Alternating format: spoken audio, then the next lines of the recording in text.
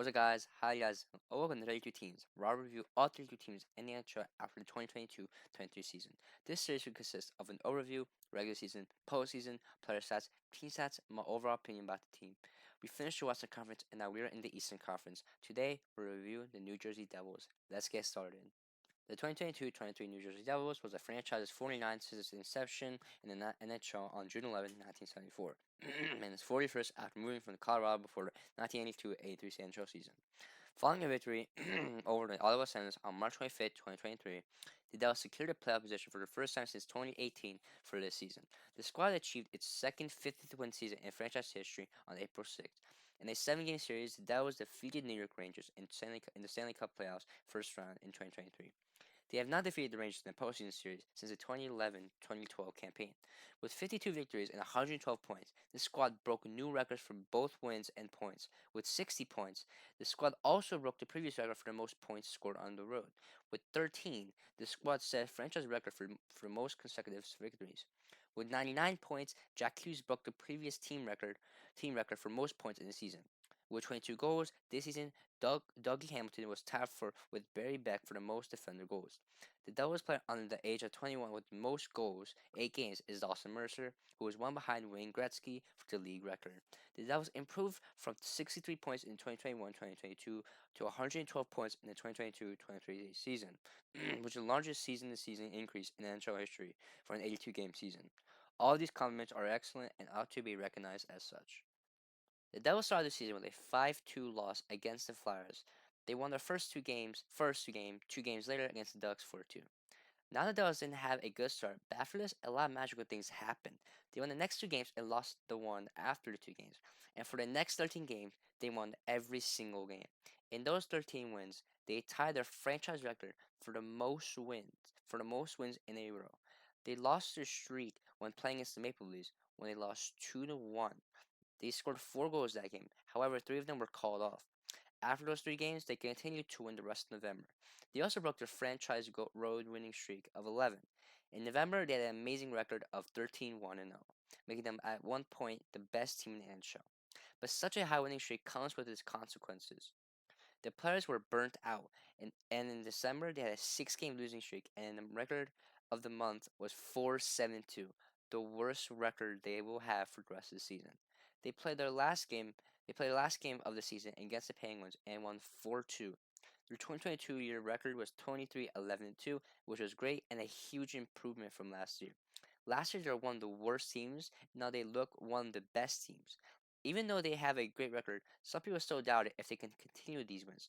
But the month of January proved those people wrong. In January, they went 9-2-2, another excellent month for the season. They continued to win these games and improve the record even more. In February, they went 7-2-1. In March, it was a good month and went 8-5-3. In that same month, the Devils played against the Senators and won, which clinched them to the playoffs. They also clinched home ice advantage. The rest of April really didn't matter, but they still had a pretty decent month. They played the last game of the season against the Capitals and won 5-4 in overtime after coming back from a 4-1 deficit and Luke Hughes scoring his first NHL goal, a perfect ending. Their overall season record was 52-22-8, or 112 points, which clinched them the second place spot of the Metropolitan Division. They were just 1 point off of the first place spot of the Metro, who are the Carolina Hurricanes with 113 points. The Devils are playing as the third place team in the Metropolitan Division, which are the New York Rangers. Although the Rangers have less points, they're the favorite to win the series because of their major playoff experience. Sorry. The Devils haven't played in the playoffs since 2017-18 season, where they lost against the Lightning 4-1 in the series. The Devils are a young team, and it will be tough for them to win this series. The Devils and the Rangers are both rivals, so it will be fun to watch. Game 1 is an absolute beating, and the Rangers completely shut down the Devils. They beat them 5-1. In Game 2, the Devils have a good start and score first, but the Rangers are able to come back and demolish the Devils again with the same score of 5-1, giving them a 2-0 lead. As of right now, this is an easy battle for the Rangers. The Devils have to change something. The change, you might say, is Akira Schmidt. Schmidt is making his playoff debut and is still a young goalie developing. There's a lot of pressure on this goalie, so let's see how he performs. In Game 3, it's a much tighter game. Both the Devils and the Rangers scored 1. It stayed 1-1 to the final whistle, which leads to overtime. In overtime, the Devils are able to score by Dougie Hamilton's wrist shot, giving them the win and preventing the 3-0 lead by the Rangers. Schmidt was able to stop 35 saves from the Rangers. In Game 4, the Devils completely changed and improved in this game. They're able to win 3-1, tying up the series. In Game 5, the Devils do the best they've done this series. They shut out the Rangers and win 4-0, now giving the Devils the series lead 3-2. Clearly, Schmidt is a big change to this series. He completely reversed the series and only let 2 goals in the 3 games he played. Changing Vanacek to Schmidt was the best decision the Devils had made this season. Unfortunately for the Devils, you can't always win them all. In Game 6, the Devils scored first, but the Rangers were able to equalize in the last 25 seconds of the first period. In the second period, the Rangers scored 2 more goals, adding to the lead. In the third period, they scored 2 more. The Devils scored the last goal, but it didn't matter. The Rangers won the game, and the series is now even 3-3. The Devils didn't have the best game, but they are still alive. They still have the chance to beat the Rangers and prove everyone wrong. Game 7 starts and it is tight. No one scores in the first period. The second period starts and the Devils are able to score a short-handed goal and a regular goal, giving the Devils the lead. The Devils are currently in the league and need to keep this lead. They are so close to winning the series. The third period started and the Devils still score, making it 3-0 and score an empty net goal, winning the game 4-0 and winning the series 4-3. The Devils are moving on to the next round and are playing against the Carolina Hurricanes, who beat the New York Islanders. The Hurricanes had only a point over the Devils this season, which was enough to become champions of the Metropolitan Division. The Hurricanes are a very talented team, and it will be tough for the Devils to win. Can the Devils pull another upset? Let's see. In Game 1, the Devils don't play good and lose badly 5-1. This is not the ideal start for the Devils. In Game 2, it is even worse. They lose a terrible 6-1. However, we've seen this before. When they played against the Rangers, they lost their first 2 games badly, but came back. Can the Devils do it again? In Game 3, it is much better. They scored an extraordinary 8 goals and win the game 8-4. They were still down 2-1 in the series, but it looked better. Game 4 was expected to be better, but it wasn't. It was actually much worse. At first, it looked good. It was tied 1-1 in the first, but the second was terrible. Carolina scored 5 goals, closing the game for good and giving them the lead. The Devils are now down 3-1 and need to win all their games in order to win the series. The Devils need to up their game big time to win. Game 5 starts and is good. They score first and they lead 1-0 in the first period. In the second, Carolina does better and score 2 and the Devils score 1, making the game the even 2-2. In the third, it is very tight and nobody scores, leading to the first overtime in the series. In overtime, it is tight, but then one of the players from the Devils, Jonas Siegenthaler, commits a delay game penalty, giving the Hurricanes the power play. And during the power play, the Hurricanes score, giving them the win in the series, and the Devils' magical season is now over. The point leader is Jack Hughes with 99 points in 78 games. This was his career high in goals, assists, and points. He had a very good season and still improving every season that he plays. He is such a good piece of his Devils team, and without him, it would be a large difference. Hughes is still developing to become one of the best players of this team and the NHL, and I wouldn't be surprised if he hit over 100 points next season.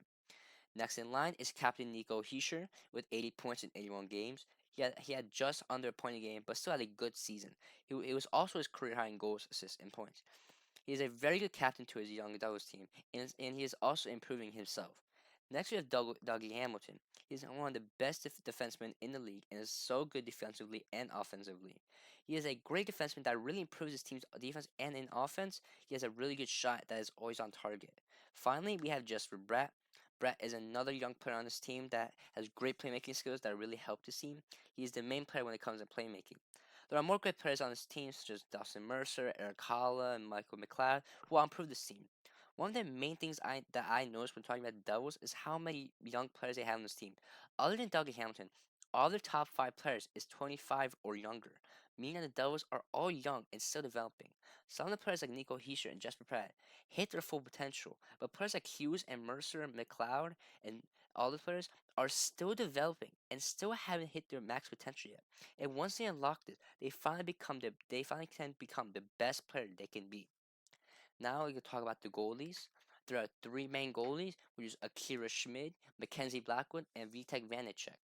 Akira Schmid played the least amount of games with 14, and he was 9-5-2.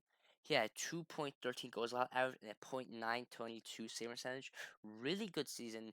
even though he only played 14 games or 18 games, sorry, even though he only played 18 games, it's still a very good record, and he did play against hard opponents, so it was a pretty very good season for him. Next is Mackenzie Blackwood, who played 22 games. He went 10, 6, and 2, a 3.2 goals allowed average, and a .893 save percentage.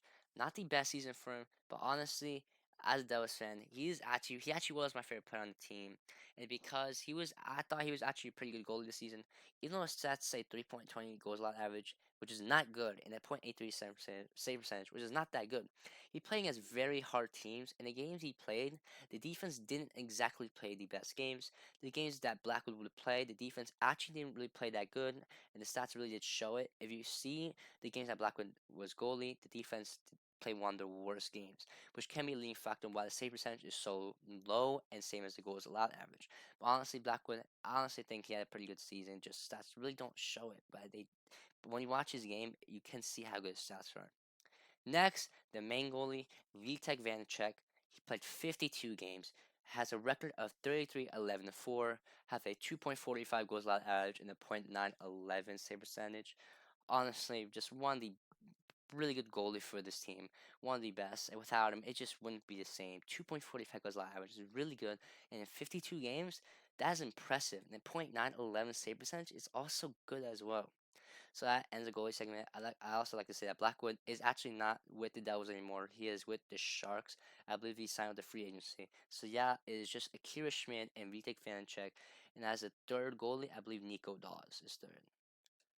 Now going to the team stats. Currently face-off percentage, they are 51.3%, 13th place. Not too bad with face-off win percentage. Goals allowed average. You want to be low in this stat. You don't want a lot shots allowed. And they don't. 28.2 shots. Pretty good shots allowed. Not a lot. Shots for should be higher. It is. They are 434 shots per game. That is pretty good. The penalty kill, they are fourth again, 82.6% penalty kill. Really good penalty kill. You need those type of penalty kills as a good team. Power play, I don't believe they're the best team. They're okay, 21.9% power play. Always, those are always team that the power play isn't the greatest, but this year it really wasn't too bad. I'm pretty impressed about the power play. Uh, Goals allowed 2.71, pretty good on defensively. And the goals allowed need higher than 2.71. They do 3.52. That is really good for goals for. And yeah, the double season 112 points, the largest point difference in seasons. Really great season for them. I see them just doing better next season. Now, what's my overall opinion about the Devils? I think they're one of the best teams in the league and will most likely stay that way for next future seasons. Maybe a little bit biased, but I do think it's a fact. They have many players on the team that are young and great and are set to stay with this team for years. To add to my opinion, they have players such as Timo Meier and Tyler Foley, who are both good players that can help this Devils team. Meier is a great goal scorer, and Toffoli is great overall, which can help this team a lot. The coaching staff is great, and the goalies are good. I would be very, very surprised if they wouldn't hit over 100 points next season. On my last note, I think that was our team that will eventually be first in Metropolitan Division and may even win the Stanley Cup. Thank you guys for watching this video.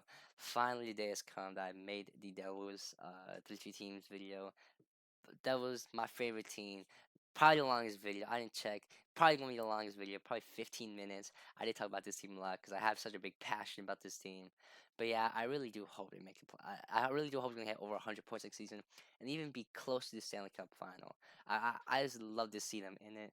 But obviously, you never know. Season's close. Season I believe is in a month or two. So we'll be ready. Next episode I believe is Carolina. Carolina is next. So yeah, I'm happy I'll talk about that. And yeah, hope you enjoyed this video. Like the video if you enjoyed it. Comment down below your opinion or any new stat you put down in the comment. I'll come back. And yeah, hope you guys have a great day. Stay safe and see ya.